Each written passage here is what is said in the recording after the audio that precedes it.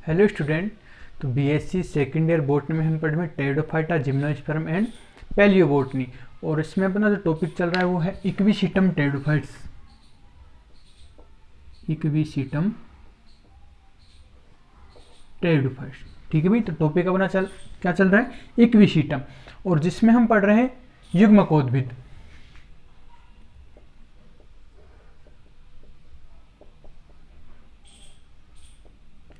Equisetum में topic क्या चल अपना, युग्मकोद्भिद। इसमें हमने बताया था कि भाई जो युग्मकों का निर्माण होता है स्त्रीधानी और पुंधानी के अंदर उनका निर्माण होता है। तो इससे लास्ट क्लास में हमने स्त्रीधानी के बारे में अध्ययन कर लिया है। आज हमारा यहाँ पर जो टॉपिक है वो है पुंधानी। टॉपिक क्या है भाई, पुंधानी। ये क्या कहलाता है, इसका नरजन्नांग भी कहलाता है।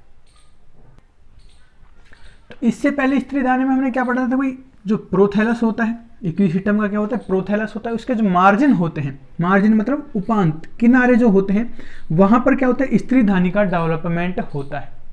लेकिन हम यहाँ बात कर रहे हैं पुंधानी की।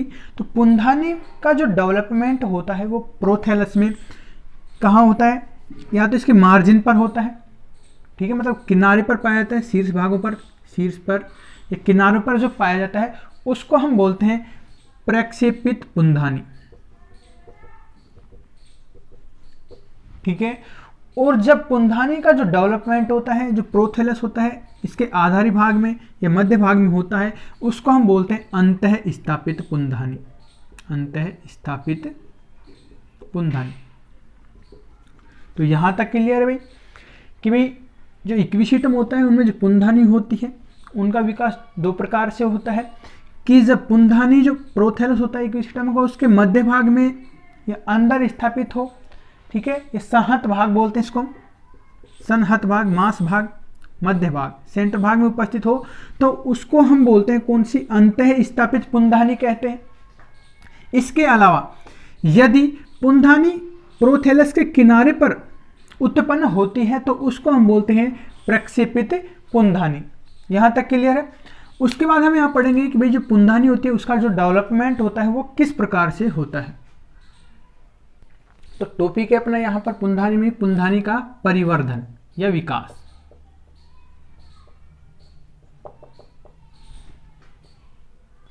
तो सबसे पहले हम बात करते हैं अंतः स्थापित पुंधानी की, कि उसका जो डेवलपमेंट होता है किस प्रकार से होता है।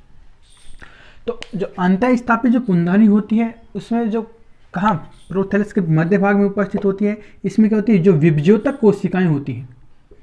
विभज्योतक जो कोशिकाओं से एक सुपरफिशियल सेल होती है, ठीक है।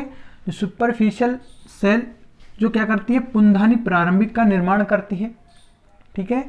पुंधानी जो प्रारंभिक जो निर्माण हो गया, ठीक है भाई, एक सतही कोशिका। अब जो पुंधानी जो प्रारंभिक जो कोशिका होती है इसमें एक डिवीजन होता है, परिणतिक विभाजन होता है। एक से क्या बन गई, दो कोशिकाएं बन गई, ठीक है।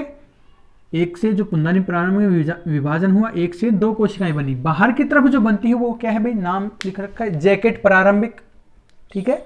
जो बाहर की तरफ बनती है वो क्या बनती है, जैकेट प्रारंभिक। और जो अंदर की तरफ जो बनती है वो बनती है प्राथमिक पुंजनक कोशिका। क्लियर है। पुंधानी प्रारंभिक में विभाजन होता है, बाहर की तरफ जैकेट प्रारंभिक कोशिकाओं का निर्माण होता है, अंदर की तरफ प्राथमिक पुंजनक कोशिकाओं का निर्माण होता है। फिर इनके अंदर क्या होता है, जो जैकेट सेल्स होती है इसमें आगे लगातार विभाजन होते हैं, और जो जैकेट होता है उसका एक स्तर बन जाता है। जैसे जो होता है क्या होती है, जैकेट स्तर होता है। और प्राथमिक जो पुंजनक कोशिकाएं होती है इसमें भी विभाजन होता है और निर्माण कर लेती है कि इसका पुंजनक सेल्स का, ये अंदर की तरफ क्या होती है, पुंजनक सेल्स होती हैं।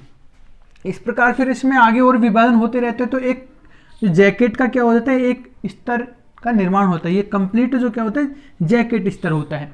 और जो पुंजनक जो कोशिकाएं होती हैं वो क्या बनाती है, पुंमणु मात्र कोशिकाओं का निर्माण कर लेती हैं। पुंमणु मात्र कोशिकाओं का निर्माण हो गया।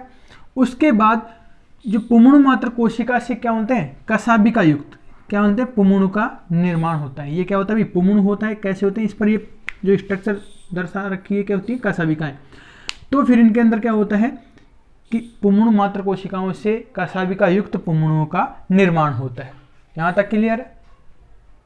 तो बात कर रहे थे किसकी, अंतः स्थापित पुंधानी की। अंतः स्थापित पुंधानी प्रोथैलस के सीमांत विभजोतक से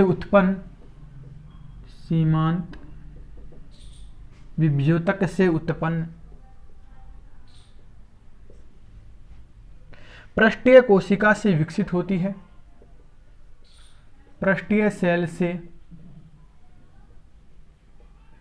विकसित होती है। ठीक है। उसके बाद पुंधानी प्रारंभिक एक परिणतिक विभाजन द्वारा क्या बनाती है भाई? जैकेट प्रारंभिक द्वारा बाहर की तरफ जैकेट प्रारंभिक तथा भीतरी क्या बनाती है? प्राथमिक पुंजनक कोशिका बनाती है, प्राथमिक पुंजनक सेल्स बनाती है।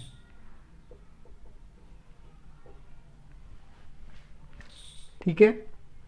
अब उसके बाद जो जैकेट जो प्रारंभिक होता है, जैकेट प्रारंभिक में अपनतिक विभाजन द्वारा एक स्तरीय जैकेट का निर्माण होता है, एक स्तरीय जैकेट का निर्माण होता है। हमने बताया था भैया जो जैकेट प्रारंभिक होता है इसमें क्या होता है? अनियमित विभाजन होता है, जिसके कारण क्या होता है कि एक स्तरीय जैकेट का निर्माण होता है। दूसरा प्राथमिक पुंजनक कोशिका द्वारा, प्राथमिक पुंजनक सेल्स द्वारा अनेक विभाजनों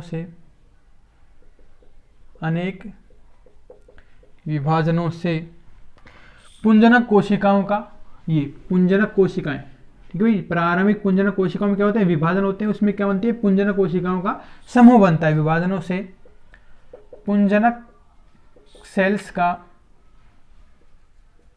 समूह बनता है।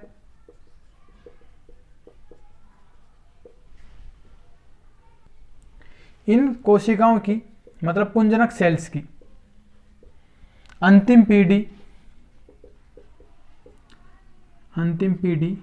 पुमणु मात्र कोशिकाओं का निर्माण करती है।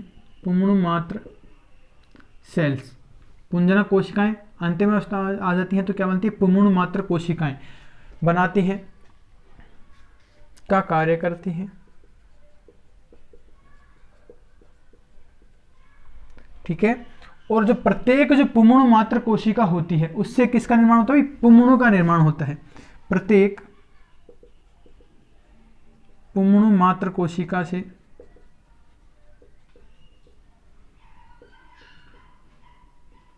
पुमणु का निर्माण होता है। पुमणु का हमने बताया था कैसा होता है? ये बहुकशाभिकी पुमणु का निर्माण होता है। यहां तक क्लियर है? अब सेकंड बात करते हैं कौन सी? प्रक्षेपित पुंधानी की। तो प्रक्षेपित पुंधानी का जो विकास होता है वो क्या होता है? इसके मार्जिन से मतलब सीमांत का विकास, पालियों की सीमांत मतलब किनारे की सीमांत या शीर्ष कोशिका में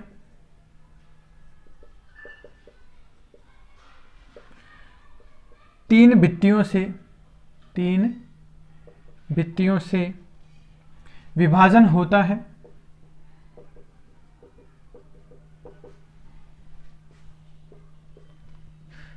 जिसके फलस्वरूप जिससे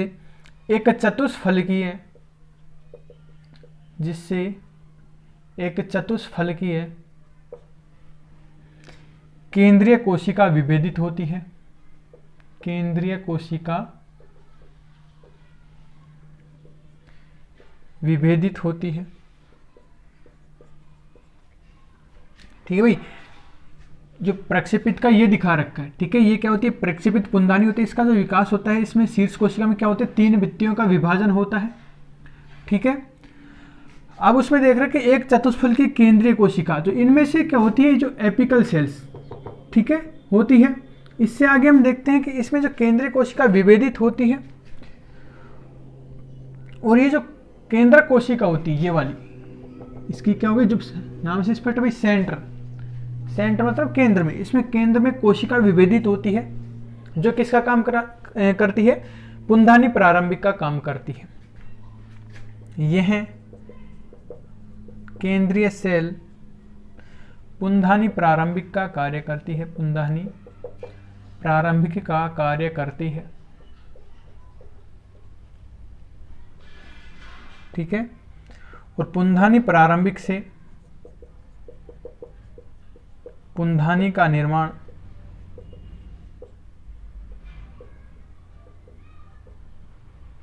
अंतः स्थापित पुंधानी के समान ही होता है, अंतः स्थापित पुंधानी के समान ही होता है।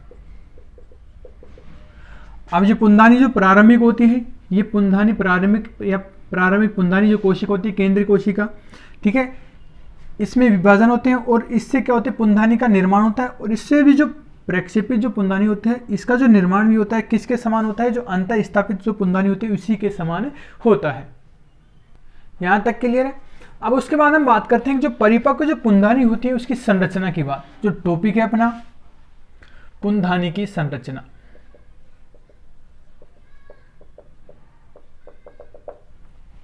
ठीक है। तो जो परिपक्व जो पुंधानी होती है, ये क्या है, एक परिपक्व पुंधानी कैसी होती है, गोलाकार होती है, ठीक है। तो परिपक्व पुंधानी गोलाकार संरचना होती है, गोलाकार संरचना होती है। प्रत्येक पुंधानी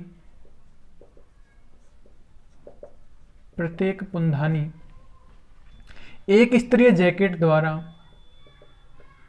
एक स्तरीय जैकेट द्वारा घिरी रहती है,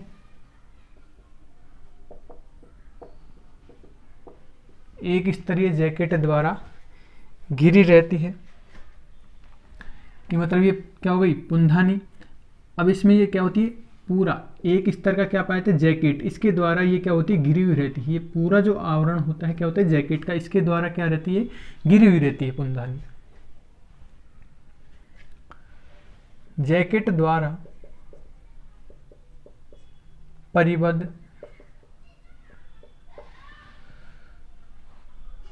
256 पुमणु स्थित होते हैं। जो जैकेट द्वारा जो परिबद्ध रहती है, उस पुंधानी में जो पुमणों की जो संख्या होती है लगभग कितनी होती है, 256 पाई जाती है। तो इसके अंदर लगभग कितने, 256 पुमणु पाए जाते हैं, ठीक है। जो प्रत्येक पुमणु एक कोशिकीय, ठीक है भाई, जो पुमणु होता है कैसे होता है, एक कोशिकीय होता है और एक केंद्र की होता है, और कैसा होता है, कुंडलित संरचना होती है। जैसे पुमणु का डायग्राम हमने बना रखा है, कैसा होता है, एक कोशिकीय होता है, एक केंद्र के होता है, कैसा होता है, कुंडलित होता है, वह कुंडलित होता है।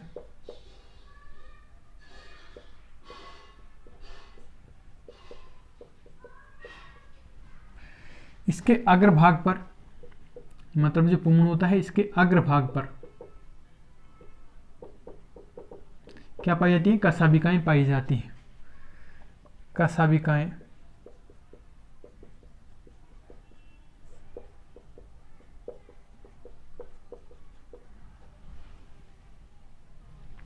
इसके अलावा बात करें जो ये जो पुंधानी होती है, इसका जो शीर्ष भाग होता है, जैसे हम यहाँ लगा देते हैं इसका शीर्ष भाग, इस पर एक विशेष संरचना पाई जाती है जिसको हम बोलते हैं ओपरकुलम या ओपर प्राच्छद, जिसको हम बोलते हैं ओपरकुलम।